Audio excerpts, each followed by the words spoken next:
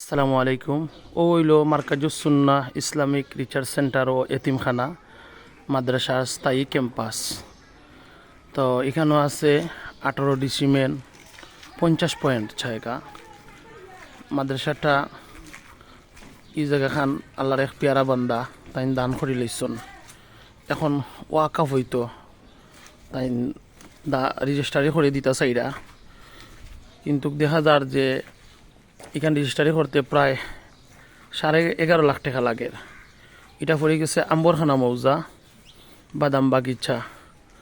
এখানেও সরকারি রেট অনুযায়ী 10,49,000 টাকা ডিসিমেল।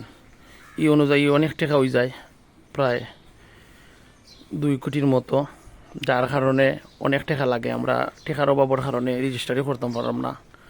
আপনার কাছে সহযোগিতা চাইলাম। দহকা মাদ্রাসার দহকা এখন মাদ্রাসা বন্ধ, সকাল টাইম তো দরজা তালা মারা, আর ছাত্র হলো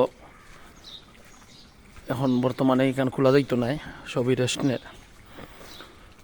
তো ওই লগি হালত মাদ্রাসার দহকা আমি দেখাইলাম আপনারা লাগি। আমরা আপনারা লাগি মাদ্রাসার হালত দেখাইলাম। অদকা বাচ্চা কাচ্চাও হলো আসন কিছু সামনে দিয়ে খেলাধুলা করা। ওদের এই সাইড 8.5 জিও করা টিন লাগাইলাছে। তো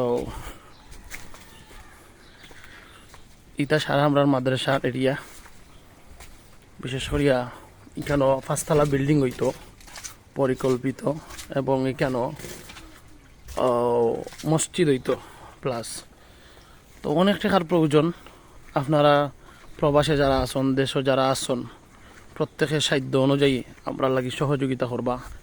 আজকে তুফান দিছে, যার কারণে গাছগাছালি ভাঙ্গিয়ে পড়ে গেছে অনেকটাও।